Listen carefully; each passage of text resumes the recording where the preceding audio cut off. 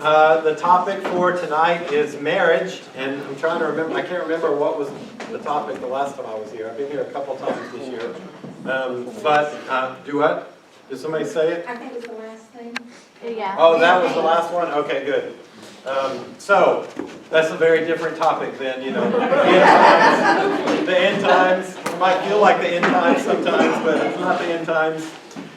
So, to talk about the sacrament of marriage then, so a couple things we'll talk about. The first thing that's interesting, I think, to consider is that when you're spending all this time learning about the Catholic Church, you're learning about the different aspects of Catholic life, those preparing to join the Catholic Church, even those who are sponsoring or friends or back to learn things. So we have all this Catholic stuff.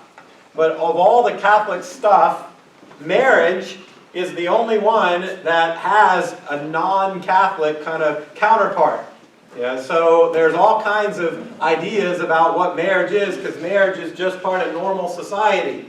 So it means that our ideas about marriage are often shaped long before we ever consider it in light of a Catholic faith. So, for example, you know, we don't have baptism at the Chapel O Love in Las Vegas, but we have people getting married in all kinds of different ways. You know, in fact, we have people deciding they want to get married by jumping out of an airplane. And I recently did this talk at Christ the King for RCIA and was talking about, you know, getting married by the Elvis impersonator in Las Vegas, and sure enough there was a couple there had gotten married by an Elvis impersonator in Las Vegas. And so we have all these different ideas about what marriage means. If you look up marriage on a Google search, you will find millions of pages about cakes and dresses and flowers and photos. And so all these things that make up the culture of marriage in our society. And so it's important that we identify that. And we identify that often we are shaped more by the culture in which we live than we might want to admit fully. And so one thing that I ask you as we begin a talk about marriage is that you be aware that there's this whole thing that our society talks about with marriage, and that does not always match up with what we believe about marriage. And so it's important that we understand that really as a starting point so that we can kind of wrestle through, you know, what are the aspects of marriage that are just part of human culture that can be helpful, but how can we understand them at a deeper level? How can we understand them more in line with what God has given to us? So I think we can start by considering that when it comes to marriage, there are two aspects of this. There's the human aspect and the divine. And so the human aspect of marriage is that two people decide they want to join their lives together. And so that has official recognition in almost every society. And so two people decide we join our lives together. It's recognized by the state. And making that commitment comes with certain privileges and certain obligations because we decide this. So these two people decide to join their lives together. They enter into a contract. And so now we live by these privileges, by these obligations. So all of that is good. We talk about, in the Catholic Church, we talk about joining your whole lives together. The two becoming one, we talk about. And so that means a spiritual reality, but also the most practical reality. We join our lives, we join our stuff, we join our homes. So while that's good, the limitation of the human side of marriage is that the only thing that keeps it together is the two people still wanting it. So it's a contract. We agree to live like this. But because it's a contract, if we change our minds and say we no longer want to live like this, then we don't have to. The contract can be ended, stuff can be split back apart, and then it can end. And so the human level only takes us so far. So to understand the divine level, we have to understand something else entirely. And so we have to understand the whole notion of a sacrament. And so I presume in the RCI you've been talking about different sacraments already. Is that true? And so in marriage, if we're going to understand it from a Catholic perspective, If we're going to understand marriage from the divine perspective, we have to understand what a sacrament is in general. So the way that sacraments make the most sense to me are to consider what we believe as Catholics that's shared really by all Christians. So the first thing we learn when we're little kids about God is that God's everywhere around us all the time. Okay, we learn that. I visited 4 classrooms of kindergartners the other day. They all know that. And so we learned that right away. And so that's good. That's a part of this walk with God. But as Catholics, we believe that there are moments where God comes closer still. As amazing as it is that God is around us, there are moments where God wants to enter into us, where God intervenes in our life and changes something about us, brings something into existence for our benefit that wasn't there before.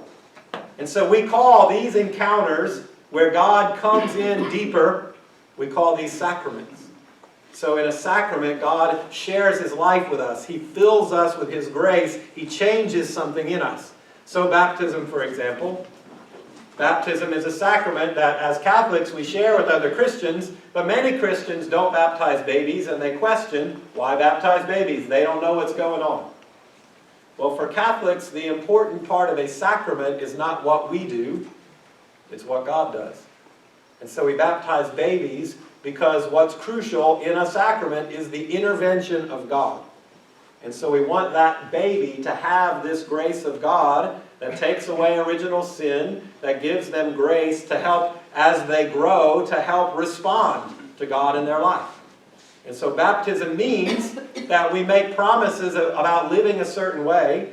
So God expects something from us, but then God provides the grace to live up to it.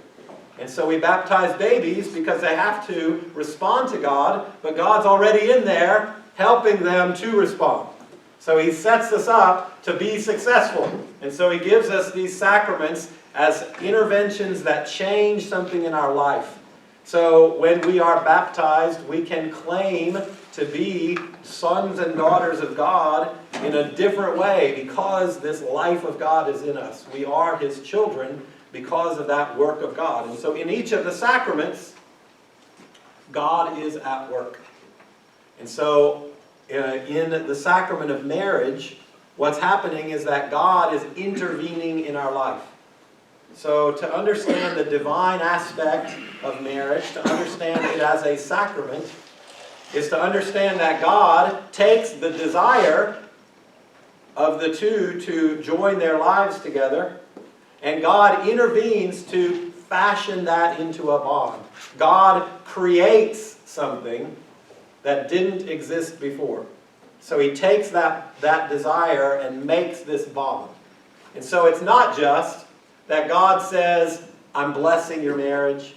It's not just that God says, I'm glad you're getting married in the church rather than not. I'm glad that you're letting me be part of your relationship. It's much more than that. It's God saying, you can't have this bond unless I create it. And so God creates this bond. And so when the two become one, then that is true in the deepest possible sense, that now you are bound to each other. So that means at the human level, what keeps a marriage together is just the couple wanting it. At the divine level, what keeps the marriage together is bigger than them. It's the work of God that has brought something into existence. This bond is created. Okay, so think about what that means. If God has created something, then we can't just erase it. Even if we decide we no longer want it, we can't erase it. So like baptism. You can decide, I'm not going to live because of my baptism. I'm not going to follow God. I reject that. And I can reject it, but I can't erase it. It still exists in me because it's God's work, not my work. And so if God creates a bond of marriage, then what keeps that couple together is bigger than them. The image that helps me kind of get my head around this is to picture a wedding where the couple each comes with a glass of water and they pour it into a pitcher. Once that is mixed, it can't be separated again. You could pour it back into those glasses and walk away, but you would take some of the other with you. You couldn't separate it out again. And so God creates this. So in the sacrament of marriage, then, what binds it together is this work of God. Now, to get to any understanding of marriage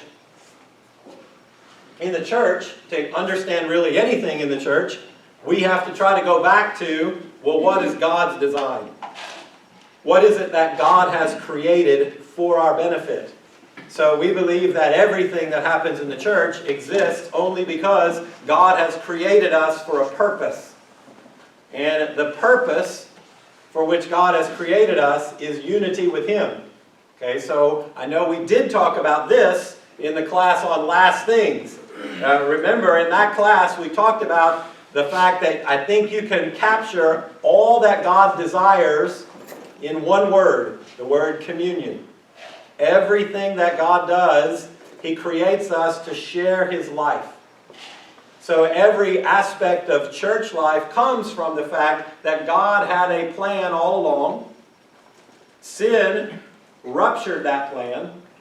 And so then Jesus comes to restore what was broken, to restore what was lost. We are separated from God because of sin. The redemption of Jesus, His death and resurrection, restores what was lost.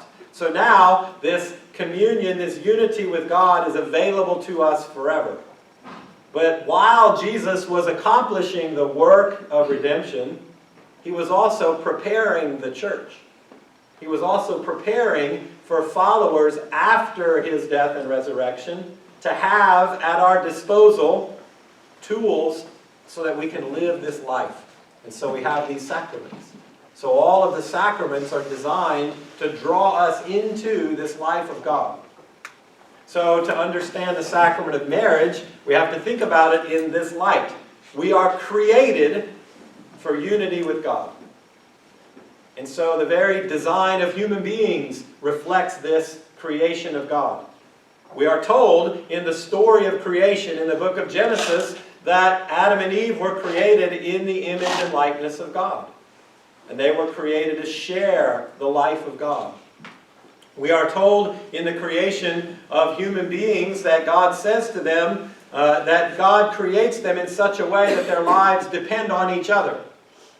It can be a beautiful reflection on marriage to think about the story of Adam and Eve. So what happens is God creates Adam as the crowning achievement of all of creation. And so He sets Adam as head over all of the rest of creation. And one of the ways that that is symbolized in the book of Genesis is that He says, okay, I'm going to bring all the animals to you and you name them. Okay, for you to name them is a symbol of having power over them. And so Adam names them all. And when Adam names all of the animals and God comes back, his first response is, that's all good, but I'm alone still. His first response to all of this creation is, there's no one like me. God's not like me. God's greater than me. Here's all this creation, as beautiful as it is. None of it is like me. And so then it tells us God puts him into a deep sleep, takes the rib from his side, and fashions it into a woman. And as soon as he wakes up, he sees Eve, and immediately his response is, at last. This is bone of my bone, flesh of my flesh. He recognizes that this is someone that he had been lacking. So what that story tells us is that Adam perceived that he was lacking something that was only fulfilled in Eve. And Eve's very creation depended on Adam.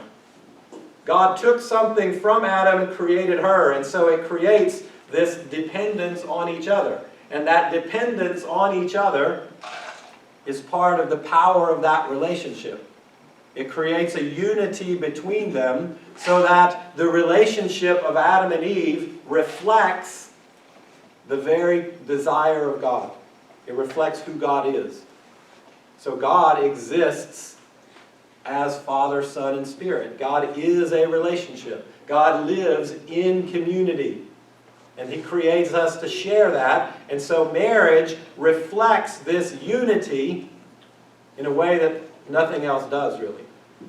So I think this makes sense, really, just at the most basic level, because one thing that I've learned over years of working with people, being a priest in people's lives and in communities, is that nothing affects our life more than that primary relationship in our life.